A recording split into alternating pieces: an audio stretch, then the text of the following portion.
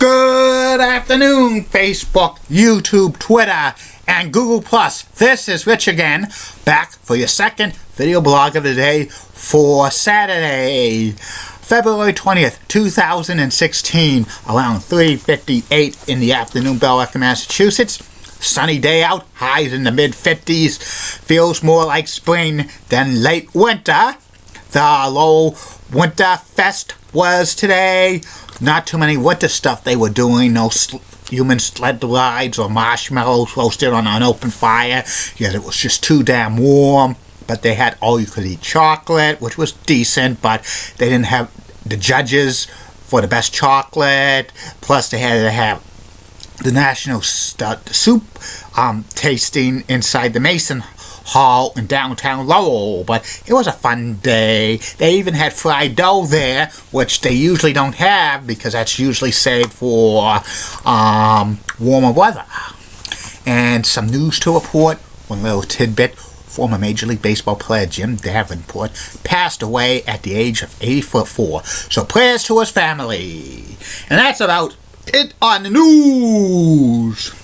My second video blog subject of the day is about Bob Backlund's WWF/WWEF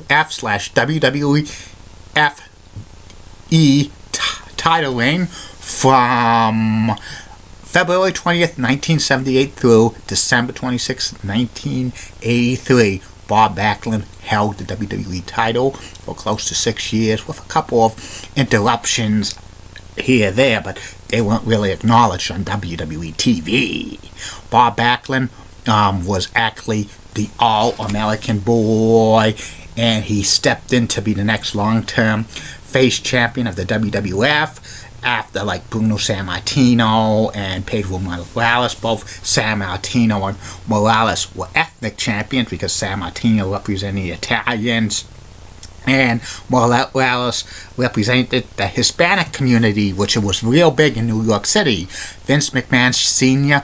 wanted an All-American champion who was a collegiate champion in college, and he got recommendations about Bob Backlund being the next long-term WWF champion from Eddie Graham and Vern Gagne.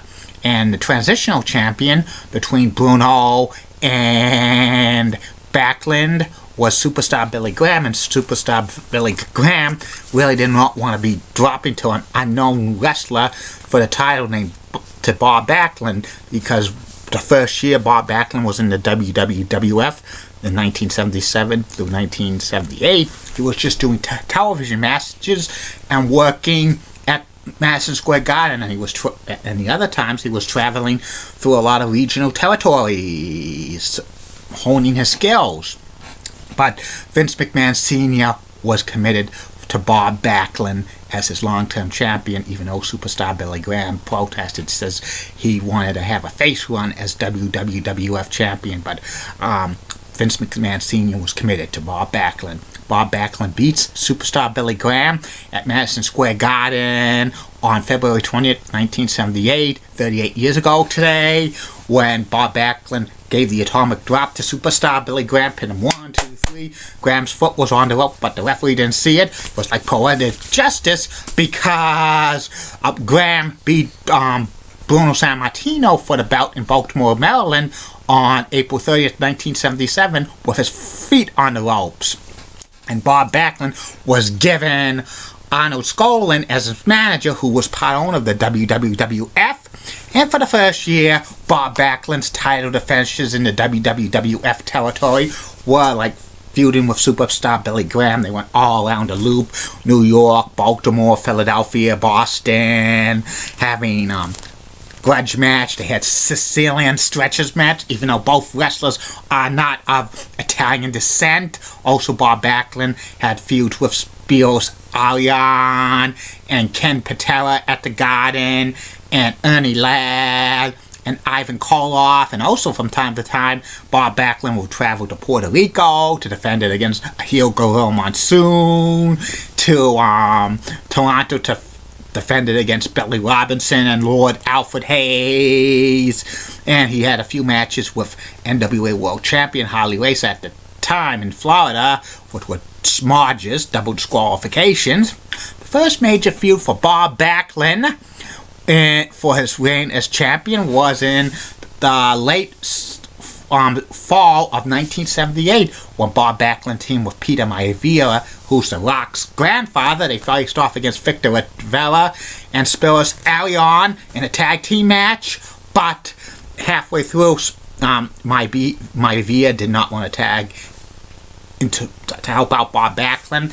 Arnold Skolin got mad at him, and Maivia was beating up on Skolin, and then Arion and Rivera were holding Bob Backlund, and Maivia was attacking him, and then they had several of the wrestlers come down. Bob Backlund goes nuts when Vince McMahon's interviewing him. Why? What happened? He was going nuts. And then for 3 months, Bob Backlund feuded with Peter Maivia all over the loop of the WWF. They had a classic steel cage match at Madison Square Garden to blow off that feud. Then they did it at the other arenas.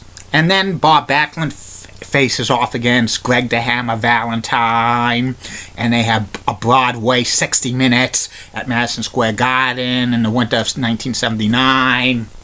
And they have a rematch. Bob Backlund reverses a figure 4 leg lock and beats Greg the Hammer Valentine. Bob Backlund's, at this time, 1 year as champion. He was getting great matches, but the crowd reception was decent.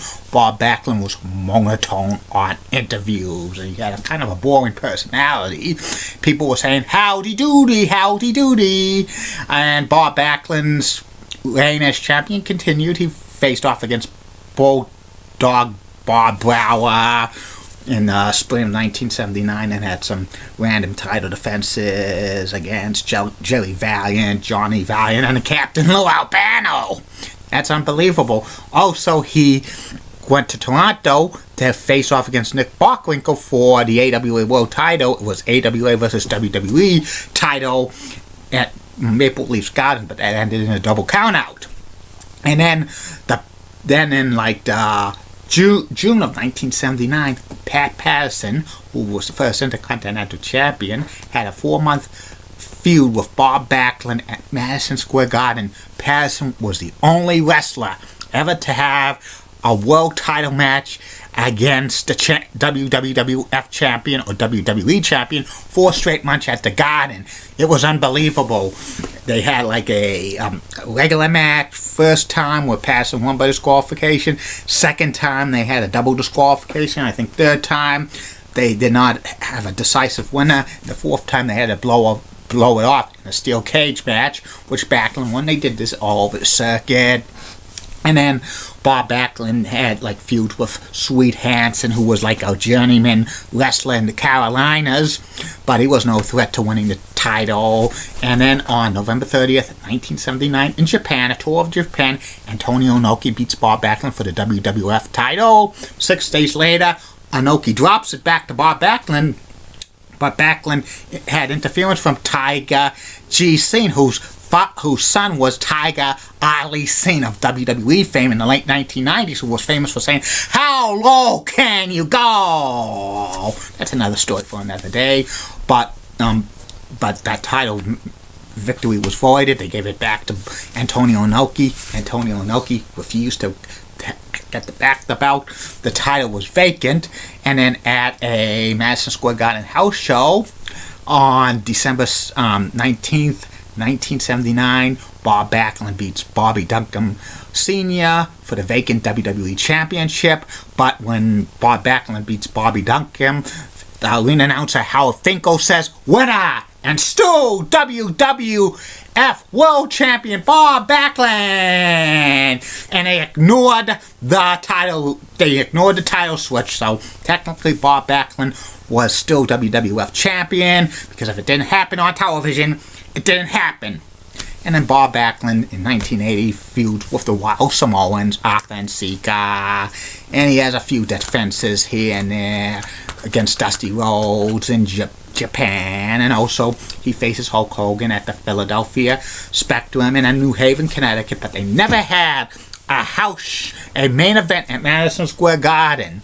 And Bob Backlund had 2 great matches with Ken Patera at Madison Square Garden. One was a Texas Death Match, which was the Wrestling Observer's match of the year for 1980.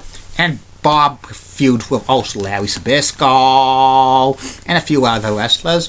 In the showdown at Shea on August 9th, 1980, Bob Backlund and Pedro Morales beat Wild Samoans, Arthur and Sika, to win the WWF Tag Team titles in 2 straight falls. But there was a rule that Bob could not hold both WWF Championship and Tag Team Championship, which they had immediately vacated. Bob continues his title reigns, faces off against Sergeant Slaughter and Killer Khan all over the circuit, and he sometimes wins, sometimes loses.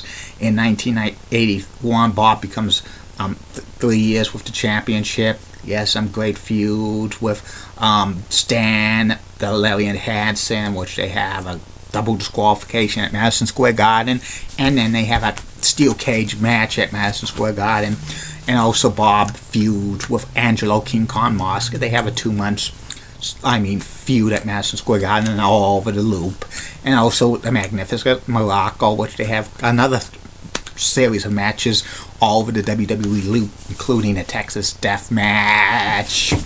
Bob continues to go to Japan and other territories, facing off against such wrestlers as Outlaw Ron Bass in Florida for the WWF Championship, and a few other territories because they just wanted, because back then the regional promotions worked among each other, especially when Vince McMahon Sr. was controlling Andre the Giant's bookings. He would send Andre to territories, and they would get other fresh challenges for Bob Backlund and other WWF superstars for the Garden. And Bob continued to have a good title reign. His finishing maneuver was the atomic leg drop, and it was phasing out to like a roll-up bridge because his knees were aching. In October of 1981, on October 19th, 1981 at Madison Square Garden, Bob Backlund faced off against Greg the Hammer Valentine for the WWF Championship, but referee was accidentally knocked out. It was Dick Crow, and Dick Crow counted 1, 2, 3. Bob Backlund pinned Greg the Hammer Valentine, but a confused referee, Dick Crow, accidentally gives the match to Greg the Hammer Valentine. Greg the Hammer Valentine for seconds was WWF champion. Got confusion, but Harold Finkel said that the championship was held up. It was just held up in the New York City area. There was rumors going around that night that Bob Backlund was going to drop it to Greg the Hammer Valentine as a transitional champion to Bruno Sammartino Jr., who's David Sammartino sometime in 1982, but that was immediately shot down because Vince McMahon Sr. and Bruno Sammartino were on the outs, so it was not meant to be, and it was just held up in the New York area all over the WWE loop. Bob Backlund remained WWE champion, and he won the rematch in November of 1981 to regain the title, but it was just for the New York City area, so Bob Backlund continues his reign. He continues to feud with great wrestlers like Adrian Adonis and Blackjack Mulligan and Jesse the Body Ventura all over the WWE in early 1982. The next major challenger for Bob Backlund was Superfly Jimmy Snuka, who was managed by Captain Lou Albano. Jimmy Snuka was a regional star who became very big in New York. He did high-flying moves even though he was a heel. He got cheered on. And Superfly Jimmy Snuka had a 3-match series with Bob Backlund. First match, Backlund lost by countout, had to do a stretcher job. Second one was a double disqualification, but the fans were cheering Jimmy Superfly Snuka. And then they have the third and final match, the blow-off match at Madison Square Garden. Superfly Jimmy Snuka delivers the 15-foot Superfly splash off the top rope, but Bob Backlund ducks And Bob Backlund escapes and retains the WWE Championship. There was even rumors going around that Superfly Jimmy Snuka was going to win that match and win the title, and then he was going to turn face shortly afterwards and dump Captain Lou Albano. But Jimmy Superfly Snuka had a lot of demons, like, he was heavy on drugs, and in 1983 he was killed somebody, so it was unreliable. But Superfly should have had a reign as WWF champion. Vince McMahon Jr. was running the company in July in that time period. He would have gave Superfly Jimmy Snuka the title. And Bob Backlund and the rest of 1982 feuds with like Playboy Buddy Rose, Cowboy Bob Orton Jr., Ray the Crippler Stevens, and a few others. He had a few matches in the Carolinas and in Georgia with the NWA World Champion at the time, Nature Boy Ric Flair. Whoa! Both were double disqualifications. And around the fall of 1982, there were two things that happened for Bob Backlund. First, Vince McMahon Jr. buys the company off of his father, Vince Sr. So Vince McMahon Jr. runs the WWE. And also, Superstar Billy Graham comes back, but this was a different Superstar Billy Graham. He didn't have the long blonde hair. In fact, it was shaven. He was bald, and he was like a karate expert. But that was a stupid gimmick. Plus, there was Gorilla Monsoon, who wrote a column in Philadelphia newspaper, says that Superstar Billy Graham passed away of cancer in 1981, and he didn't write up like something till an apology that Superstar Billy Graham died. And a lot of fans, especially in the Pennsylvania area, thought that Superstar Billy Graham was an imposter. And this angle started with Superstar Billy Graham attacking Bob Backlund and knocking him out and destroying the belt. And this was and Vince McMahon, who was on commentating, says, "What are you doing? What are you doing?" He was sounding like some early impressions of Mr. McMahon character. And Bob was crying, "Why? No.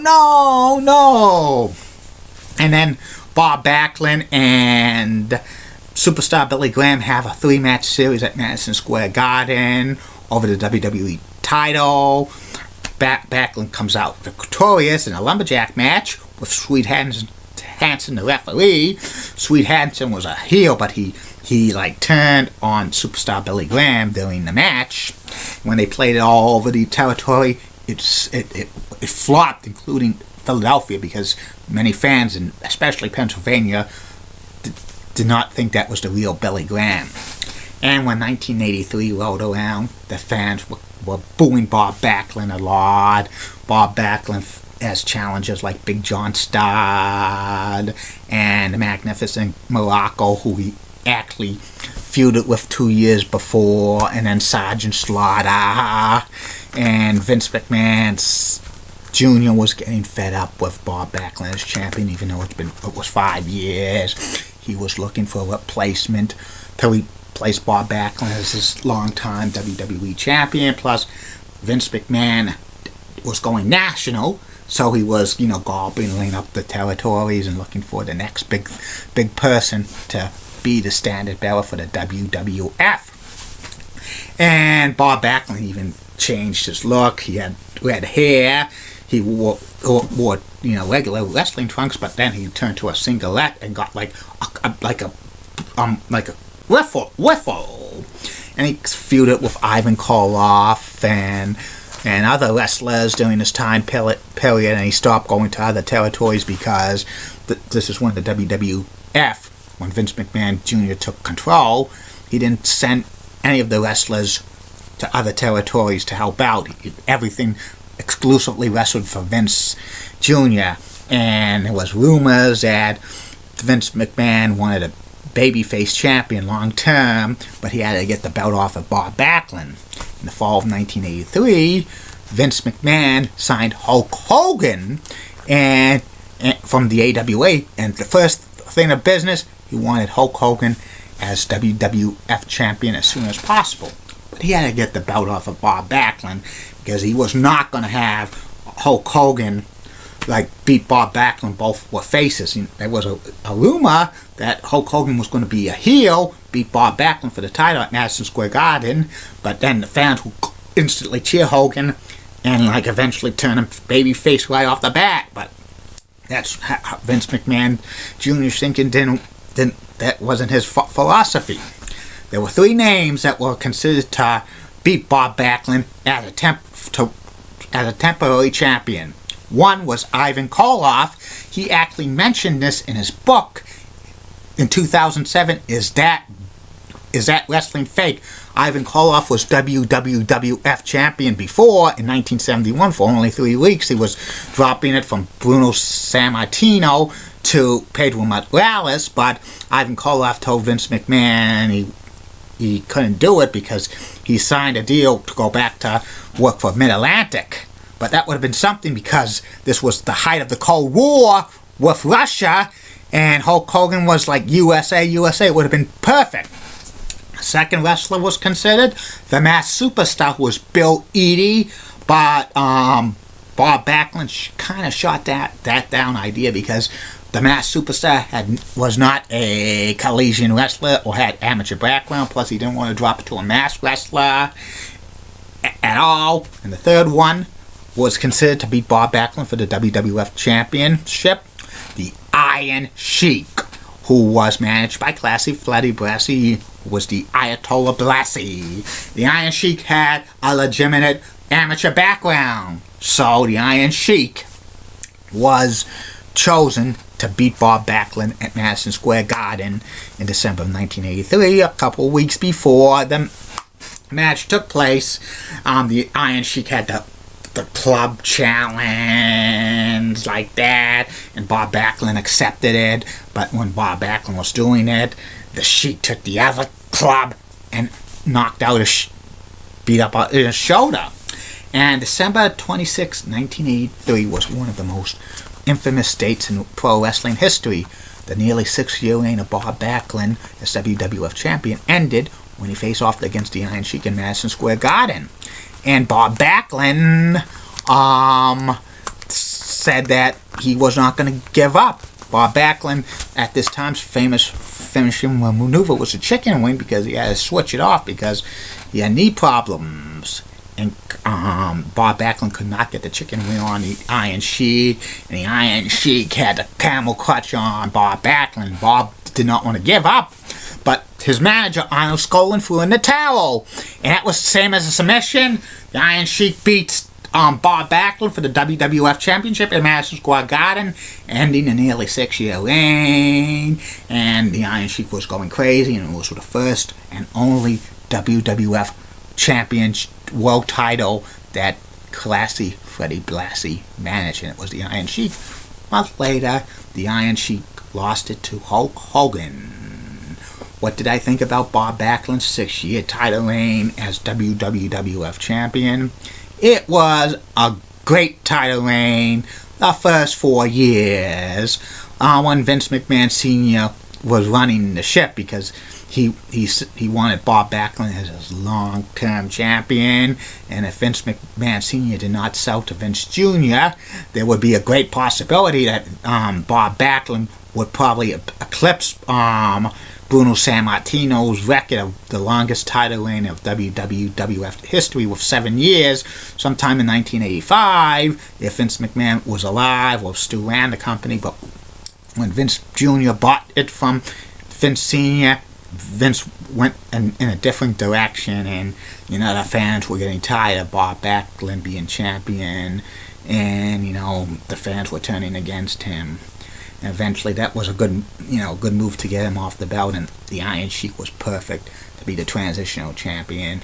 And Bob Backlund's reign as WWE champion is probably the second or third most impressive title reign in the history of the WWE. And that's about it on him.